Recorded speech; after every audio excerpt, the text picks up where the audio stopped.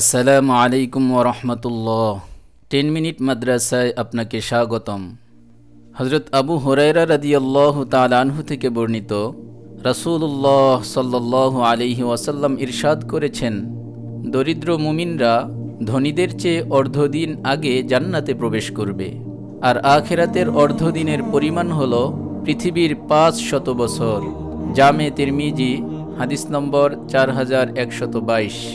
হযরত আনাস রাদিয়াল্লাহু তাআলা আনহু থেকে বর্ণিত, রাসূলুল্লাহ সাল্লাল্লাহু আলাইহি ওয়াসাল্লাম বলেন, হে আল্লাহ, তুমি আমাকে দরিদ্র অবস্থায় বাঁচিয়ে রাখো, দরিদ্র থাকা অবস্থায় মৃত্যু দিও এবং কিয়ামত দিবসে দরিদ্রদের দলভুক্ত করে হাসর করো।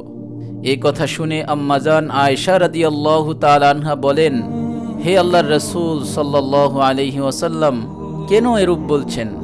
তিনি বলেন, হে আয়েশা, তারা তো সম্পদশালীদের চেয়ে 40 বছর আগে জান্নাতে প্রবেশ করবে। হে আয়েশা, তুমি দরিদ্র ভিক্ষুককে ফিরিয়ে দিও না। যদি দেওয়ার মতো কিছু তোমার কাছে না থাকে, তাহলে একটি খেজুরের টুকরো হলেও তাকে দিও। হে আয়েশা, তুমি দরিদ্রদের ভালোবাসবে এবং তাদের তোমার সান্নিধ্যে রাখবে, তাহলে কিয়ামতের দিন আল্লাহ তাআলা তোমাকে তার সান্নিধ্যে রাখবেন। জামে তিরমিজি, হাদিস নম্বর 2352। হযরত আবু হুরায়রা রাদিয়াল্লাহু তাআলা আনহু থেকে বর্ণিত, তিনি বলেন, দরিদ্র লোকেরা রাসূলুল্লাহ সাল্লাল্লাহু আলাইহি ওয়াসাল্লামের কাছে এসে বলল, সম্পদশালী ও ধনী ব্যক্তিরা তাদের সম্পদের দ্বারা উচ্চ মর্যাদা ও স্থায়ী আবাস লাভ করছেন। তারা আমাদের মতো সালাত আদায় করছেন, আমাদের মতো সিয়াম পালন করছেন এবং অর্থের দ্বারা হজ, ওমরা, জিহাদ ও সদকা করার মর্যাদাও লাভ করছেন। এ কথা শুনে তিনি বলেন, আমি কি তোমাদের এমন কিছু কাজের কথা বলবো যা তোমরা করলে যারা নেক কাজে তোমাদের চেয়ে অগ্রগামী হয়ে গেছে তাদের পর্যায়ে পৌঁছাতে পারবে? তবে যারা পুনরায় এ ধরনের কাজ করবে তাদের কথা স্বতন্ত্র। তোমরা প্রত্যেক সালাতের পর 33 বার করে সুবহানাল্লাহ, আলহামদুলিল্লাহ এবং আল্লাহু আকবার পাঠ করবে। সহিহ বুখারী, হাদিস নম্বর 843। সহিহ মুসলিমের অন্য একটি বর্ণনায় রয়েছে, কিছু সাহাবী বলেন, হে আল্লাহর রাসূল সাল্লাল্লাহু আলাইহি ওয়াসাল্লাম, ধনীরাই তো বেশি নেকির অধিকারী হয়ে গেল। তারা নামাজ পড়ছে যেমন আমরা নামাজ পড়ছি, তারা রোজা রাখছে যেমন আমরা রাখছি, এবং আমাদের চেয়ে তারা অতিরিক্ত কাজও করছে, তা এই যে নিজেদের প্রয়োজন অতিরিক্ত মাল থেকে তারা সাদকা করছে। নবীজি সাল্লাল্লাহু আলাইহি ওয়াসাল্লাম বলেন, আল্লাহ কি তোমাদের জন্য সাদকা করার মতো জিনিস দান করেননি?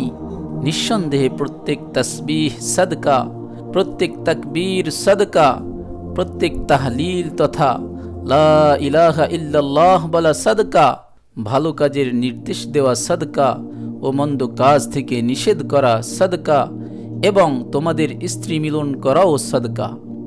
সাহাবীরা বলেন, হে আল্লাহর রাসূল সাল্লাল্লাহু আলাইহি ওয়াসাল্লাম, আমাদের কেহ কেহ স্ত্রী মিলন করে নিজের যৌন ক্ষুধা নিবারণ করার জন্য, তবে এতেও কি তার পুণ্য হবে?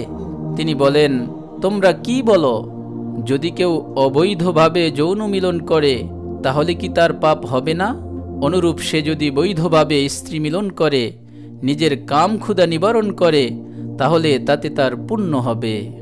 সহিহ মুসলিম, হাদিস নম্বর 1006। আবু সাঈদ খুদরি রাদিয়াল্লাহু তাআলা আনহু থেকে বর্ণিত, কিছু সংখ্যক আনসারী সাহাবী রাসূলুল্লাহ সাল্লাল্লাহু আলাইহি ওয়াসাল্লামের কাছে কিছু চাইলে তিনি তাদের দিয়ে দেন, আবার তারা চাইলে তিনি তাদের দিয়ে দেন, এমনকি তার কাছে যা ছিল সবই শেষ হয়ে গেল।